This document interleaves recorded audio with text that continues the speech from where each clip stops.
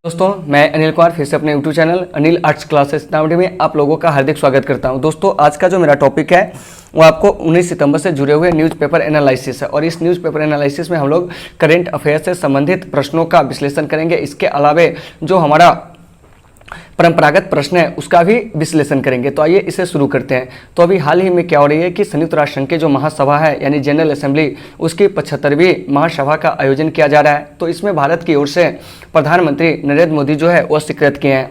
तो प्रधानमंत्री नरेंद्र मोदी ने क्या किया कि पहली बार यानी कि कह सकते हैं कि दुनिया के कोई प्रधानमंत्री जो है या संयुक्त राष्ट्र संघ के जो सदस्य देश है उसके कोई पहला ऐसा प्रधानमंत्री हुए जिन्होंने क्या किया था कि संयुक्त राष्ट्र संघ में सुधार की जो मांग थी उसको उठाएं और खासकर सुरक्षा परिषद में। तो आइए जानते हैं कि आखिरकार यह संयुक्त राष्ट्र संघ क्या है। तो संयुक्त राष्ट्र संघ की स्थापना द्वितीय विश्व युद्ध के बाद 24 अक्टूबर 1945 को हुआ था। तो यहाँ से एक टॉपिक आ गया द्वितीय विश्व युद्ध। तो देखिए द्वितीय विश्व युद्ध 1939 से लेकर 1945 तक यानी कि 6 वर्षों तक चला था और दुनिया के 61 देशों के बीच दो गुटों में, एक तरफ था आपको धुरी राष्ट्र और दूसरी तरफ जो था वो आपको मित्र राष्ट्र था।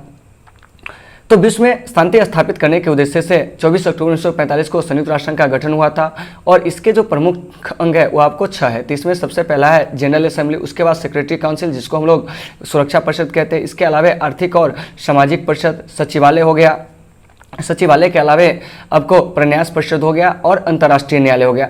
तो संयुक्त राष्ट्र संघ के जो अंग है 5 अंग, इसका जो मुख्यालय है वो आपको न्यूयॉर्क में ही, लेकिन एक अंग जो है आपको अंतर्राष्ट्रीय न्यायालय, इसके जो सारे कार्य होते हैं वो आपको नीदरलैंड के द हेग में होता है। तो यहाँ पर मुझे मुख्य रूप से जो चर्चा करना है वो आपको सुरक्षा परिषद के बारे में चर्चा करना है। तो देखिए ये जो सुरक्षा परिषद है संयुक्त राष्ट्र संघ के 6 प्रमुख अंगों में से क्या है, एक है जिसका काम है आपको विश्व स्तर पर अंतर्राष्ट्रीय शांति और सुरक्षा को बनाए रखना।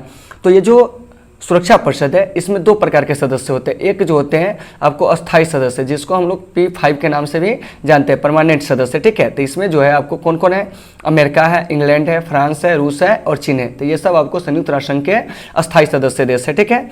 अब है कि अस्थायी सदस्य देश जो है वो आपको इसमें 10 होते हैं, ठीक है। तो ये जो अस्थायी सदस्य होते हैं इनका जो कार्यकाल होता है वो आपको सामान्यतः जो होते हैं आपको 2 वर्ष के लिए होता है और इसके जो 1/3 सदस्य होते हैं वो आपको प्रत्येक 2 वर्ष बाद जो होते हैं वो आपको सेवानिवृत्त होते हैं, फिर इसके स्थान पे दूसरे सदस्य आते हैं। तो अभी हाल ही में क्या है कि भारत इसलिए भी चर्चा में है क्योंकि क्या हुआ है कि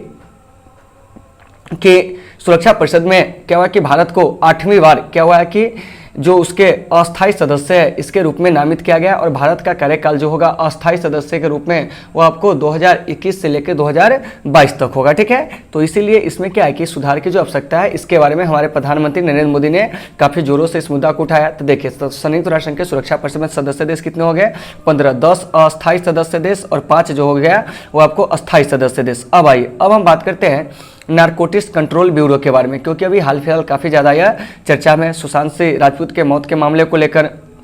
तो ये जो नारकोटिक्स कंट्रोल ब्यूरो है यानी कि NCB, इसकी जो स्थापना हुई थी 1986 में हुई थी और इसका जो मुख्यालय नई दिल्ली में और इसके जो अभी महानिदेशक है वो आपको राकेश अस्थाना है। तो ये जो NCB है यह आपको क्या करता है कि भारत सरकार के जो गृह मंत्रालय है उसके अंतर्गत कार्य करता है और इसका जो कार्य होता है ड्रग तस्करी से लड़ने और अवैध पदार्थों के दुरुपयोग के लिए भारत की जो एक नोडल ड्रग कानून प्रवर्तन खुफिया एजेंसी के रूप में यह क्या करता है, कार्य करता है। तो यहाँ से डायरेक्ट एक लाइन में अगर आपसे प्रश्न किया जाता है कि बताइए NCB का कार्य क्या है, तो यह ड्रग तस्करी से लड़ने का क्या करता है, कार्य करता है। इसके अलावा अवैध पदार्थों के जो दुरुपयोग है उसको रोकने का यह क्या करता है, प्रयास करता है। अब आइए अब हम बात करते हैं ट्राई के बारे में।